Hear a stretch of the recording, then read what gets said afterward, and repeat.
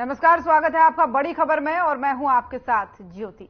इस बुलेटिन में हम बात करेंगे दिन की 4 बड़ी खबरों की। पहली खबर करनाल से है, जहां पर मुख्यमंत्री नायब सिंह सैनी ने कांग्रेस पर जमकर निशाना साधते हुए कहा है कि 75 सालों से कांग्रेस गरीबी खत्म नहीं कर पाई। और दूसरी खबर चंडीगढ़ से है, जहां पर पूर्व गृह मंत्री अनिल विज ने कांग्रेस पर वार करते हुए कहा कि कांग्रेस के पास कोई संगठन नहीं है। तीसरी खबर फरीदाबाद से है, जहां लोकसभा संयोजक अजय गौड़ का एक बयान सामने आया है। और चौथी खबर रेवाड़ी से है, जहां पर व्यापारी से 50,000 रुपये लूटकर भाग रहे लुटेरे को लोगों ने दबोच लिया। तो चारों बड़ी खबरें और टीवी स्क्रीन पर आपकी तस्वीरें, जहां पर पहली खबर मुख्यमंत्री नायब सिंह सैनी से संबंधित है, जहां पर उन्होंने कांग्रेस पर जमकर निशाना साधा है और कहा है कि 75 सालों में गरीबी खत्म नहीं कर पाई। लोगों की पसंद अब कांग्रेस नहीं बल्कि प्रधानमंत्री मोदी है। वही दूसरी खबर पूर्व गृह मंत्री अनिल विज को लेकर के हैं। अनिल विज ने भी कांग्रेस पर निशाना साधा है। उन्होंने कहा है कि ना ही तो कोई संगठन कांग्रेस में है और ना ही उनके पास अब उम्मीदवार बचे हैं। टिकट वाली खिड़की भी उनकी खाली हो गई है। और तीसरी तस्वीर भी आपको दिखा रहे चुनाव से संबंधित, जहां पर अजय गौड़ ने एक बड़ा बयान जेजेपी को लेकर के दे दिया है। उन्होंने कहा कि बीजेपी जेजेपी का संगठन जो है वो एक बुरा सपना था। वहीं चौथी खबर सीसीटीवी कैमरे में एक लुटेरा लाइव कैद हो गया। दरअसल ये चावल का दाम पूछ रहा था दुकानदार से और उसी दौरान ये कैश लेकर फरार हो गया। हालांकि 50,000 का कैश लूटकर जब ये फरार हुआ तो लोगों ने इसे धर दबोचा। और शुरुआत करेंगे पहली खबर के साथ। मुख्यमंत्री नायब सिंह सैनी का बयान सामने आया है। उन्होंने कहा है कि 75 सालों में कांग्रेस गरीबी खत्म नहीं कर पाई और अब गरीबों का इन पर से विश्वास ही उठ गया है। जनता को विश्वास है तो सिर्फ पीएम मोदी पर। सीएम ने कहा कि कांग्रेस मंथन में व्यस्त है, उनके प्रत्याशियों के टिकट पर मंथन चल रहा है, लेकिन जो काम पीएम मोदी ने किए हैं जनता को विश्वास है और पीएम मोदी ही इस बार फिर से आएंगे। यहाँ सौभाग्य प्राप्त हुआ है और आकर के मैंने महाराज जी के चरणों में शीश भी नवाया है, लंगर भी लिया है और मैं देखा है कि यहाँ पर हजारों की संख्या में निष्काम भाव से, निस्वार्थ भाव से यहाँ सेवाएं भी देते हैं और लोगों के लिए लंगर यहाँ उपलब्ध रहता है। ये ऐसा यहाँ स्थान है जिसकी बड़ी मान्यता विश्व की है, जिसमें लाखों की संख्या में इसके अनुयायी हैं, वो जुड़े हुए हैं। आज मुझे यहाँ आने का अवसर मिला है संत निक्का सिंह जी की निर्मल कुटिया पर। मैं सौभाग्यशाली हूँ, मैं प्रणाम करता हूँ और क्योंकि मुझे भी यहाँ सेवा करने का आज अवसर मिला। रोज शाम को खबर आती है कांग्रेस की लिस्ट आ गई, लेकिन फिर आती ही नहीं है। देखिए, क्योंकि मैं अभी यहाँ बाबा संत निक्का सिंह जी के स्थान के ऊपर हूँ और सभी दल अपने अपने तरीके से काम करते हैं। उनका बड़ा मंथन चल रहा है। मंथन के आधार के ऊपर वो अपनी लिस्ट को कौन आएगा कौन नहीं आएगा वो निकालेंगे। परंतु हम जो आदरणीय नरेंद्र मोदी जी ने पिछले 10 वर्षों में काम किए हैं, गरीब के हित में किए हैं। आज मैं यहाँ बाबा संत निक्का सिंह जी की कुटिया पर आया हूँ और देख करके मन बड़ा गदगद हुआ है कि जो निस्वार्थ भाव से काम चल रहा है, गरीब लोगों के हित के लिए काम हो रहे हैं, लंगर की सेवाएं हो रही हैं। लंगर से भी अलग आगे बढ़ कर के अगर किसी और आवश्यकता की किसी को ज़रूरत है तो वो भी इस कुटिया से पूरी हो रही है। और ऐसे ही महापुरुषों से प्रेरणा लेकर के नरेंद्र मोदी जी और हमारे हरियाणा की डबल इंजन की सरकार समाज हित के अंदर कि समाज का जो अंतिम पायदान पर खड़ा व्यक्ति है उस तक कैसे पहुंचे। मुझे इस बात की भी बड़ी खुशी है कि जब कोरोना का वैश्विक संकट आया था तो ये कुटिया सबसे आगे आकर के लोगों की सेवा के अंदर तत्परता से दिन रात लगी रही और नरेंद्र मोदी जी ने भी इस देश को आगे बढ़ाने में एक संत के रूप में नरेंद्र मोदी जी वो काम कर रहे हैं। वो अपने लिए नहीं, देश के 140 करोड़ लोगों के लिए कर रहे हैं और यही प्रेरणा उन्होंने संत निक्का सिंह जी से ली है, क्योंकि उनका जीवन वो दूसरों के उनके उत्थान के लिए उनको कोई दिक्कत न है, उसके लिए उनका पूरा जीवन रहा है और अपना पूरा जीवन उन्होंने लगाया है और उसको आगे बढ़ाते हुए पूरे अब जो अनुयायी हैं वो लगातार इस काम को आगे बढ़ा रहे हैं।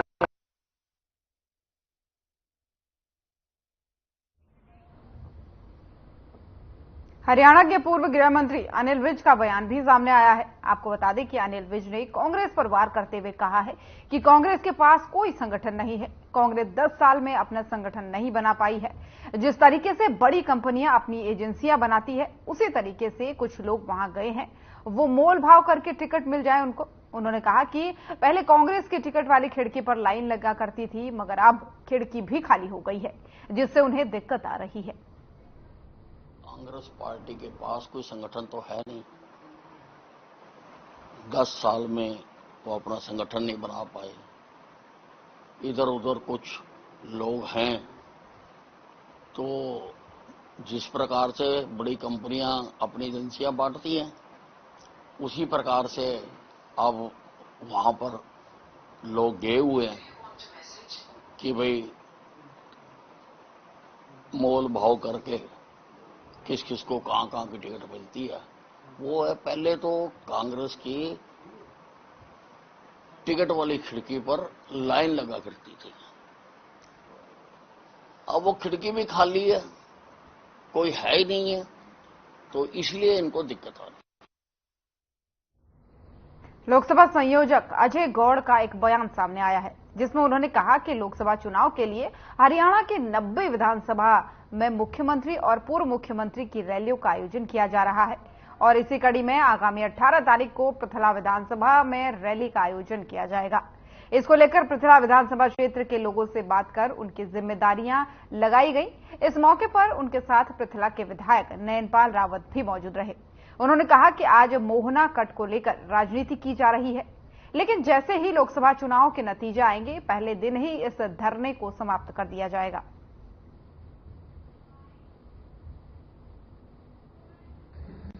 बिल्कुल, विधानसभा स्तर पर भारतीय जनता पार्टी 90 के 90 विधानसभा क्षेत्रों में ये माननीय मुख्यमंत्री जी की और पूर्व मुख्यमंत्री जी की संयुक्त रैलियां चल रही हैं।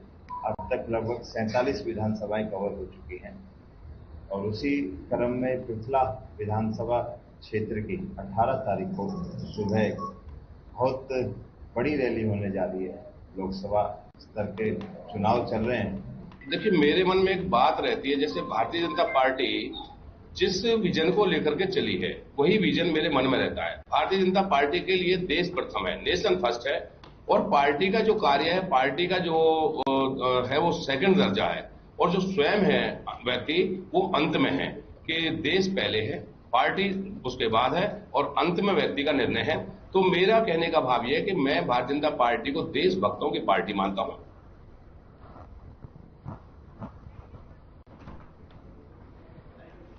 फरीदाबाद से आपको ये खबर दिखा रहे हैं, जहां पर अजय गौड़ पहुंचे। यहां पर उन्होंने कहा कि विधानसभा वार रैलियों का आयोजन किया जाएगा। क्षेत्रों के लोगों को यहां पर जिम्मेदारी सौंपने का उन्होंने काम किया। अजय गौड़ ने एक बड़ा बयान भी इस दौरान दिया। उन्होंने कहा कि जेजेपी और बीजेपी का जो गठबंधन था वो एक बुरा सपना था, इसे भूल जाना ही बेहतर है। ये बड़ा बयान उनकी तरफ से दिया गया, लेकिन चुनाव की तैयारियों को लेकर के उन्होंने तमाम सारी जानकारियां दी। उन्होंने कहा कि चुनाव की पूरी तैयारियां हैं, बीजेपी को वो काफी मेहनत करने वाली पार्टी मानते हैं और इस दौरान जो है लोगों की भीड़ भी आप देख सकते हैं, कई सारे लोग यहां पर क्षेत्र के पहुंचे हैं और इस बीच अजय गौड़ जो है लोगों को संबोधित कर रहे हैं और क्षेत्र के लोगों को ही उन्होंने कई जिम्मेदारियां यहां पर सौंपी है और जेजेपी को लेकर लेकिन यहां पर एक बड़ा बयान देते हुए नजर आए। उन्होंने कहा कि जेजेपी और बीजेपी का जो एक गठबंधन था वो बुरा सपना था, उसे भूल जाना ही बेहतर है।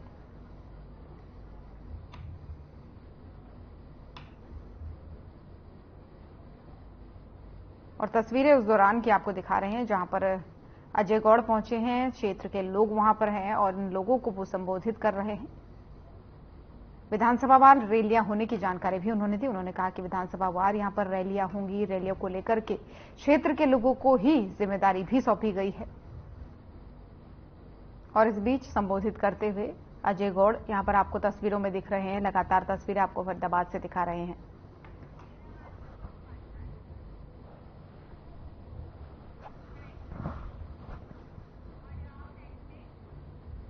और मोनू पांचाल संवाददाता हमारे इसी खबर पर ज्यादा जानकारी के साथ जुड़ रहे हैं। मोनू, अजय गौड़ पहुंचे थे वहां पर, लोगों को उन्होंने तमाम सारी बातें तो बताई ही, लेकिन बड़ी बात उन्होंने जेजेपी को लेकर कह दी। पहले तो उनके दौरे पर अहम क्या कुछ था, ये अपडेट दीजिए।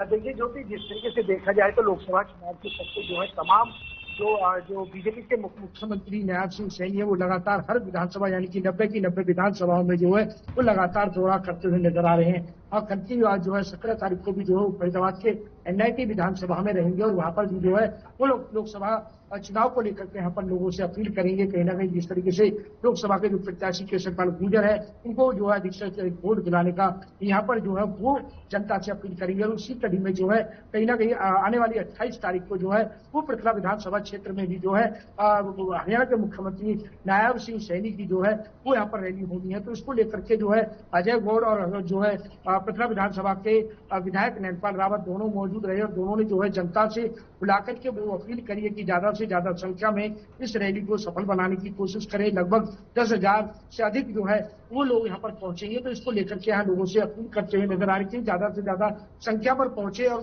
किस तरीके से लोग फरीदाबाद लोकसभा के प्रत्याशी केशवपाल गुर्जर हैं उनको अधिक से अधिक वोट देकर के उन्हें विजय बनाए, क्योंकि देश के प्रधानमंत्री नरेंद्र मोदी को देश का प्रधानमंत्री बनाना है। तो इसको लेकर के जनता से अपील यहाँ पर करते हुए नजर आए। इसके साथ साथ बात की जाए तो फरीदाबाद में किस तरीके की जो कार्यशैली 10 साल की रही है वो यहाँ पर गिराने का काम किया है, चाहे वो कनेक्टिविटी को लेकर के हो, चाहे वो तमाम चीजों को लेकर के यहाँ पर गिराने का काम किया है। जी बिल्कुल मोनू, लेकिन इस दौरान एक बड़ी बात भी उन्होंने कह दी जेजेपी को लेकर। उन्होंने कहा कि बीजेपी और जेजेपी का जो गठबंधन है वो एक बुरा सपना है, उसे भूल जाना ही बेहतर है।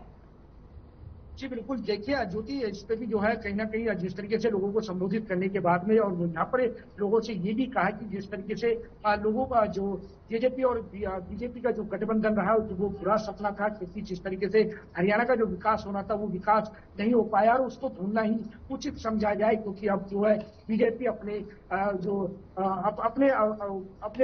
है उस पर लड़ेगी। कहीं ना कहीं किसी तरीके का कोई गठबंधन नहीं है और किसी तरीके का कोई गठबंधन नहीं होगा। वो अपने बलबूते पर जो है वो बीजेपी लड़ेगी। चाहे वो लोकसभा की बात हो तो लोकसभा को लेकर के जैसे 10 के 10 लोकसभा सीटों पर जो है वो बीजेपी चुनाव यहाँ पर लड़ रही है। और वही बात की जाए तो विधानसभा को लेकर के उन्होंने कहा कि 90 की 90 विधानसभाओं पर वो जो है वो पूरी तरीके से इंडिपेंडेंट जो है वो जो है यहाँ पर इलेक्शन लड़ेगी। तो तमाम चीजों को देखते हुए यहाँ पर एक बुरा सपना बताते हुए कहा कि बुरा सपना था उसको भूल जाए, क्योंकि जेजेपी और बीजेपी का कोई इस तरीके का गठबंधन नहीं है।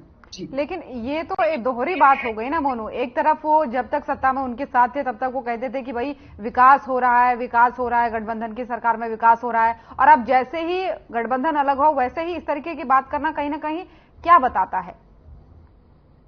तौर पर ज्योति, देखा जाए तो जिस तरीके से जब तक गठबंधन की सरकार चल रही थी जेजेपी या बीजेपी की बात की जाए तो उसको लेकर के कहीं जब लोकसभा के चुनाव नजदीक आने हुए हैं कहीं ना कहीं जिस तरीके से जो है सीटों को लेकर के यहाँ पर जो कहीं ना कहीं बात जो सहमति वो बीजेपी और जेजेपी में नहीं बन पाई, क्योंकि जेजेपी जो है कुछ सीटें जो है वो कहीं ना कहीं जो है बीजेपी से मांग रही थी और बीजेपी ने जिस तरीके से देखा जाए तो कहीं ना कहीं जो है वो सीट जो है वो देने से मना कर दिया। और कहीं ना कहीं इसी बात को लेकर के जो है वो यहाँ पर गठबंधन टूटता हुआ नजर आया, क्योंकि टूट गया।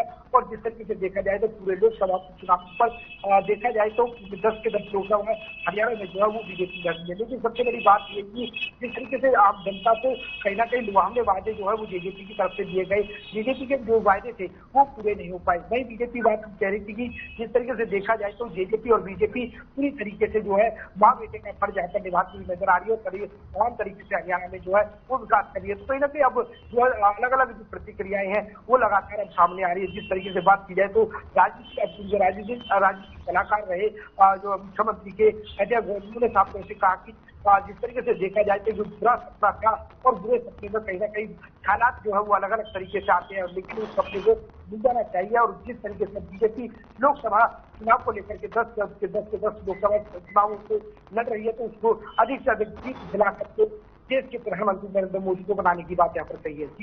और यही मेन कारण है मोनू कि इस गठबंधन को टूटना पड़ा, क्योंकि जेजेपी की तरफ से सीटों की मांग हो रही थी और क्योंकि बीजेपी अपना टारगेट पहले से ही सेट करके बैठी थी कि एनडीए 400 पार जाएगा और बीजेपी 370 पार जाएगी। तो यही वजह रही होगी कि उनको सीट देनी पड़े। इससे बढ़िया कि गठबंधन ही तोड़ लो। जी बिल्कुल ज्योति, देखिए जिस तरीके से देखा जाए तो क्योंकि बीजेपी को अपने आप में जिस तरीके से देखा जाए तो भरोसा था, क्योंकि वो पूरे 10 के 10 लोकसभा जो है वो चुनाव जो है अपने आप जो है लड़ करके वो जीत सकते हैं। तो इसको लेकर के उनको पूरा अपने आप पे भरोसा था। कहीं ना कहीं जिस तरीके से एक सीट को लेकर के जो जेजेपी और बीजेपी में जो गठबंधन जो सरकार चल रही थी, तो कहीं ना कहीं इसको लेते हुए बीजेपी को पूरी उम्मीद है कि वो पूरी 10 की 10 लोकसभा सीट जो है वो जीत कर आएंगे। तो इन सीटों को जेजेपी को सोच दिया जाए, तो इसको लेकर के यहाँ पर गठबंधन जरूर टूटा, क्योंकि सहमति दोनों की पार्टियों की नहीं बन पाई। और इस तरीके से देखा जाए तो अब जो है बीजेपी अब पूरी तरीके से जनता का जो मन है वो बदलने का काम कर रही है, क्योंकि अब लोगों के सामने यही कह रही है कि अब ये सपना था, इसको भूल जाना चाहिए, जो हुआ उसको भूल जाओ, आगे की रणनीति को पूरी तरीके से तैयार करो। तो इसको लेकर के इस तरीके की अपील जो है अपन वो जो है जनता के सामने की जा रही है। चीजों बिल्कुल मोनू, आप ग्राउंड में रहते हैं तो बहुत अच्छे तरीके से ये समझ सकते हैं कि जनता का रुख क्या है, इस बार जनता के मुद्दे क्या हैं, क्योंकि पार्टियों के अपने अपने मुद्दे हैं। कोई पार्टी कहती है कि हमने अभी तक विकास किया, आगे भी करेंगे। कुछ पार्टियां कहती है कि सरकार कोई विकास नहीं कर रही है, हम आकर के विकास करेंगे। तो ऐसे में जब आप ग्राउंड पर रहते हैं, लोगों के बीच रहते हैं, तो आपको क्या लगता है कौन से मुद्दे ऐसे हैं इस बार जिनको पकड़कर जनता अपना जो भी अपना नेता चुनना चाहती है? देखिए, अगर फरीदाबाद लोकसभा की बात की जाए तो जो कि लोकसभा विधानसभा में जिस तरीके से देखा जाए तो 10 साल जो है वो कहीं ना कहीं केसरपाल गुर्जर ने जो है वो जो राज किया है, क्योंकि लोकसभा में जो है वो लगातार 2 बार जो है वो जिता करके जो है वो संसद भेजा है। लेकिन इस बार भी जो है बीजेपी ने जो है पूरा भरोसा जो है केसरपाल पर वो किया है। लेकिन बात की जाए तो जो जनता है, जो आम जनता है, जो जनता की जो मांग है वो लगातार अलग अलग तरीके से जो है वो आ रही है। बात की जाए तो जिस तरीके से जो है लगातार 6 महीने से लगभग जो है लोग धरने पर बैठे मोहना गांव के, उनका यही कहना है कि जो जेवर से जो ग्रीन एक्सप्रेस वे आ रहा है उस पर जो है मोहना गांव के समीप जो है वो कट देने की बात हो। यहाँ पर लगातार जो है वो कहीं ना कहीं ग्रामीण के लोग यहाँ पर नाराज होते हुए नजर आ रहे हैं। वहीं बात की जाए तो जिस तरीके से गडकरी टोल को लेकर के जो है बीजेपी जो पहले जो है जजिया कब जो है इसको को बताया करती थी, लेकिन कहीं ना कहीं वहां पर जो है टोल लगना शुरू हो गया है फरीदाबाद से गडकरी टोल पर। तो इसको लेकर यहाँ पर लोग नाराज होते हुए नजर आ रहे हैं। वहीं बात की जाए तो जिस तरीके से जो है केएमपी से रोड को लेकर के गाँव के जो है वो गाँव के बीचों बीच वो रोड को निकाला जा रहा है। पूरी तरीके से अभी काम कंप्लीट नहीं हुआ है। वहाँ लोगों को जो है आए दिन एक्सीडेंट होते रहते हैं। तो वहाँ भी लोग जो है ग्रामीण के लोग जो है वो बीजेपी से अच्छे खाते यहाँ पर नाराज होते हुए नजर आ रहे हैं। लेकिन सबसे बड़ी बात नहीं की जाए ज्योति, अभी तक बात की जाए तो अभी जो पूरी तरीके से हाथ मिलाती हुई नजर आ रही है तो वो बीजेपी नजर आ रही है, क्योंकि अभी जितनी भी तमाम विपक्ष पार्टियां हैं अभी भी अपनी उन्होंने जो है अपने कैंडिडेट जो है वो घोषित उनके नाम नहीं दिए गए हैं। लेकिन बात की जाए तो लगातार जो लोग नाराज हैं उनकी जो नजरें है वो पूरी विपक्ष पार्टियों पर टक लगाई देख रही है कि आखिरकार लिस्ट कब तक जारी होगी और किसको वोट दी जाएगी और किसका चक्कर जो है बीजेपी की किस कैंडिडेट से रहेगी। तो इस तरीके से तमाम चीजों को देखते हुए ग्रामीण क्षेत्र से लेकर के शहरी क्षेत्र तक जो है वो आखिर जो है वो विपक्ष पार्टियों पर टक लगाई देख रही है कि आखिरकार कब तक नाम जो है वो विपक्ष पार्टियां करती है। लेकिन बात की जाए तो जिस तरीके से आज जो है कहीं ना कहीं कांग्रेस पार्टी जो है वो अपने उम्मीदवारों के नाम जो है वो घोषित कर सकती है। तो यहाँ पर भी पूरी तरीके से ग्रामीण क्षेत्र से लेकर के शहरी क्षेत्र जो है वो लगातार जो है वो आगे जो है चक्की लगाई जरूर दिख रही है कि आखिरकार किसका नाम सामने आता है। चीजों बिल्कुल मोनू, ये तो देखने वाली बात ही होगी, क्योंकि जेजेपी के विषय में भी यही बात सामने आ रही है, कांग्रेस के विषय में भी यही बात सामने आ रही है कि आज कल में उम्मीदवारों के नाम घोषित हो सकते हैं। लेकिन फरीदाबाद सीट की जब हम बात करते हैं, आपने जैसे कि बताया पिछले 2 बार से लोकसभा के जो सांसद हैं वो कृष्णपाल गुर्जर हैं, तो ऐसे में क्या लगता है अगर कोई मजबूत कैंडिडेट कांग्रेस की तरफ से आता है या जेजेपी की तरफ से आता है तो क्या कड़ी टक्कर देखने को मिल सकती है, या फिर वहां के विकास को देखते हुए कोई मुकाबला ही नहीं हो सकता है? देखिए, अगर ज्योति बात की जाए तो जिस तरीके से लगातार जो है 10 साल जो है वो केसरपाल गुर्जर ने जो है फरीदाबाद में राज किया है और इससे जो है कहीं ना कहीं जो आम लोगों के जिस तरीके से काम यहाँ पर नहीं हो पाए हैं, चाहे वो जिस तरीके से मैंने आपको बताया ग्रीन एक्सप्रेस टिकट को लेकर के, रोड को लेकर के हो या टोल को लेकर के हो या तमाम तरीके से जो है कहीं ना कहीं थाने चौकियों में हस्तक्षेप करना हो, तो इसको लेकर के तमाम तरीके से यहाँ पर कुछ ग्रामीण यानी कि कुछ जनता जो है वो अच्छी खासी यहाँ पर नाराज होती दिखाई दे रही है। इसके साथ साथ मैं बता दूं ज्योति, कहीं ना कहीं पूर्व जो है 2014 में टेक्चर शर्मा वो भी अच्छे खासे यहाँ पर नजर आ रहे हैं, क्योंकि वो भी बीजेपी के वरिष्ठ नेता है। उन्होंने जो है खुलेआम जो है वो केसरपाल गुर्जर के खिलाफ जो है वो खुलेआम जो है यहाँ पर जो है मोर्चा खोल दिया है। उन्होंने भी जो है यहाँ पर विरोध जताते हुए कहा कि जिस तरीके से देखा जाए तो जो प्रत्याशी है, कैंडिडेट है बीजेपी के केसरपाल गुर्जर, वो भ्रष्टाचार जो है वो नेता है, वो भ्रष्टाचार में लिप्त है। तो इस तरीके से आरोप जनता के साथ साथ तमाम नेता भी जो है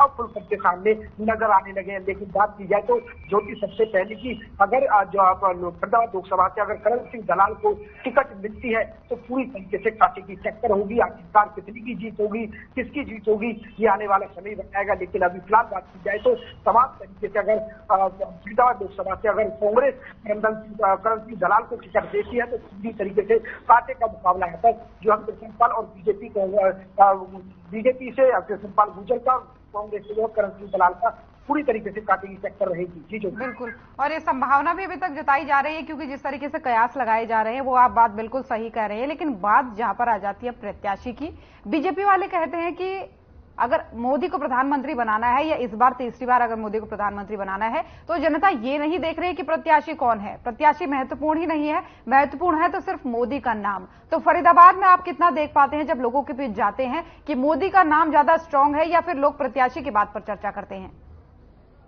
देखिए, सबसे पहली बात की जाए तो कहीं ना कहीं जिस तरीके से प्रधानमंत्री और देश के प्रधानमंत्री नरेंद्र मोदी का जो नाम है वो कहीं ना कहीं लोग उस चीज से सहमत जरूर नजर आ रहे हैं। लेकिन बात की जाए तो जिस तरीके से कैंडिडेट को देख करके जिस तरीके से देखा जाए तो क्योंकि लगातार लोग जो है वो नाराज होते हुए यहाँ पर केसरपाल गुर्जर से भी नजर आ रहे हैं। क्योंकि बात की जाए तो तमाम हरियाणा में बात की जाए, चाहे वो सिरसा की बात करी जाए, चाहे वो तमाम जो है अलग अलग लोकसभाओं में बात की जाए तो कई जगह जो है वो अच्छा खासा जो है वो बीजेपी का विरोध यहाँ पर देखा जा रहा है। वही बात इसी कड़ी में बात की जाए तो फरीदाबाद में भी अच्छा खासा विरोध जो है वो केसरपाल गुर्जर का देखा जा रहा है। लेकिन जो जनता की जो मांग है वो यही मांग है कि जिस तरीके से देखा जाए तो देश के प्रधानमंत्री नरेंद्र मोदी ही रहने चाहिए। लेकिन फरीदाबाद की जनता का एक शब्द और कहना है कि अगर एक सीट अगर फरीदाबाद की हार जाती है बीजेपी तो देश का प्रधानमंत्री जो है वो नहीं हारेगा।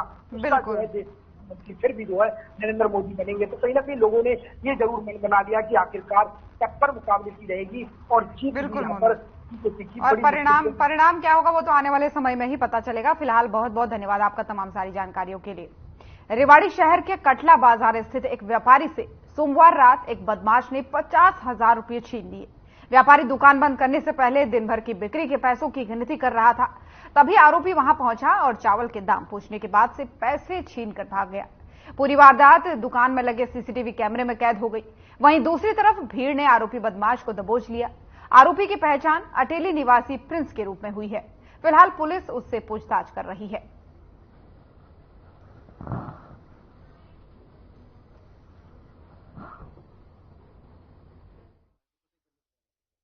बिक्री होती है वो पैसे गिन रहा था बैठ के। वो आया, उसने भाव पूछा चावल का, फिर वो चला गया। फिर थोड़ी देर पीछे आया, उसने झपट्टा मारा, वो भाग गया। तो इसकी सूचना आपने पुलिस को दी? इसकी सूचना पुलिस को दी। पुलिस कितने दिन पहुंची? वो 8 घंटे का।